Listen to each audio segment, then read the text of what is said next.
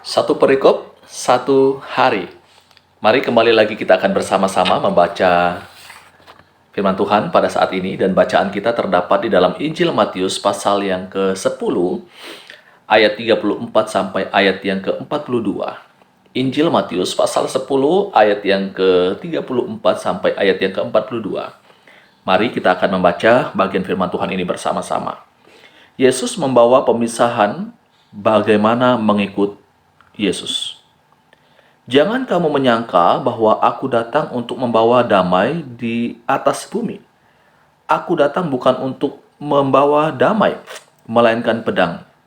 Sebab aku datang untuk memisahkan orang dari ayahnya, anak perempuan dari ibunya, menantu perempuan dari ibu mertuanya, dan musuh orang ialah orang-orang seisi rumahnya.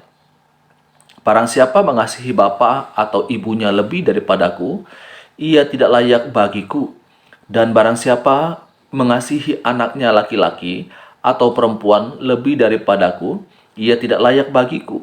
Barang siapa tidak memikul salibnya dan mengikut aku, ia tidak layak bagiku. Barang siapa mempertahankan nyawanya, ia akan kehilangan nyawanya. Dan barang siapa kehilangan nyawanya karena aku, ia akan memperolehnya. Barang siapa menyambut kamu, ia menyambut aku. Dan barang siapa menyambut aku, ia menyambut dia yang mengutus aku. Barang siapa menyambut seorang nabi sebagai nabi, ia akan menerima upah nabi. Dan barang siapa menyambut seorang benar sebagai orang benar, ia akan menerima upah orang benar. Dan barang siapa memberi air sejuk secangkir saja pun kepada salah seorang yang kecil ini, karena ia muridku, aku berkata kepadamu, sesungguhnya ia tidak akan kehilangan upahnya daripadanya. Bapak, Ibu, Saudara, di dalam pembacaan ini ada hal yang menarik.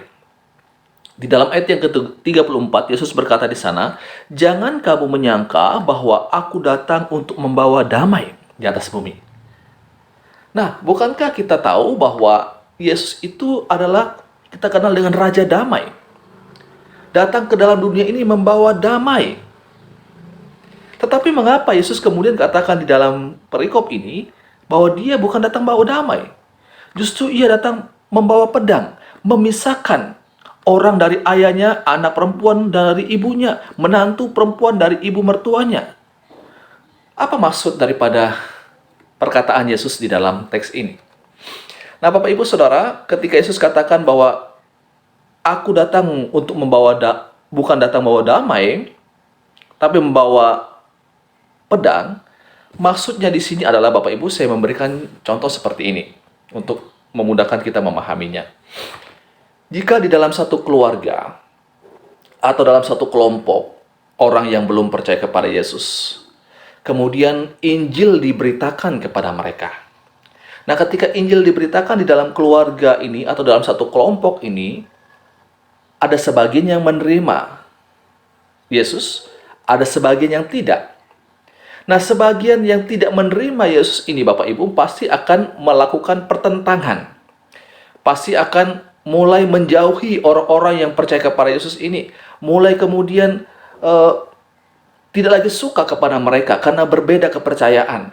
Maka mulai akan memusuhi, mengalami penganiayaan, dan bahkan ada yang akan mengalami yang namanya pengucilan karena mereka percaya kepada Yesus Kristus. Kita bisa mendapatkan ada banyak kesaksian tentang hal seperti ini. Ketika di dalam satu keluarga ada yang percaya kepada Yesus, dia akhirnya diusir, dia dikucilkan dari rumah, tidak diakui lagi sebagai keluarga karena mengikut Yesus. Ini yang dimaksudkan dari bagian ini, Bapak Ibu. Jadi kehadiran Yesus dalam dunia ini akan membawa pertentangan antara orang yang terima Yesus dengan orang yang tidak terima Yesus. Kalau orang yang terima Yesus, mereka akan mendapatkan damai, menerima damai yang daripada Allah itu. Tetapi bagi orang yang tidak menerima Yesus, maka mereka akan mendapatkan kebinasaan. Nah, Bapak Ibu Saudara yang dikasihi oleh Tuhan Yesus Kristus, biarlah setiap saya dan saudara sebagai orang-orang yang percaya kepada Yesus, kita terus menyatakan kebenaran ini kepada orang-orang yang kita akan layani. Akan ada resiko-resiko yang harus siap dihadapi, siap ditanggung ketika mengambil komitmen percaya kepada Yesus. Siap untuk akan tidak lagi dianggap oleh keluarga kita, siap untuk dikucilkan, siap untuk akan mendapatkan perlakuan-perlakuan yang tidak baik karena kita mengikuti Yesus. Tapi saya mau berpesan kepada kita saat ini, meskipun ada tantangan, meskipun ada resiko yang akan kita hadapi di dalam kita mengikuti Yesus, percaya kepada Yesus, jangan lupa, ada satu hal yang akan kita peroleh. Ini kabar baiknya. Kita akan memperoleh hidup yang kekal bersama dengan Bapa di sorga. Di dunia ini kita akan menghadapi berbagai macam penderitaan, penganiayaan karena Kristus. Tetapi ada hal yang luar biasa yang akan kita terima ketika kita akan bersama-sama di sorga dengan Bapa. Ini pembacaan firman Tuhan, renungan untuk kita saat ini.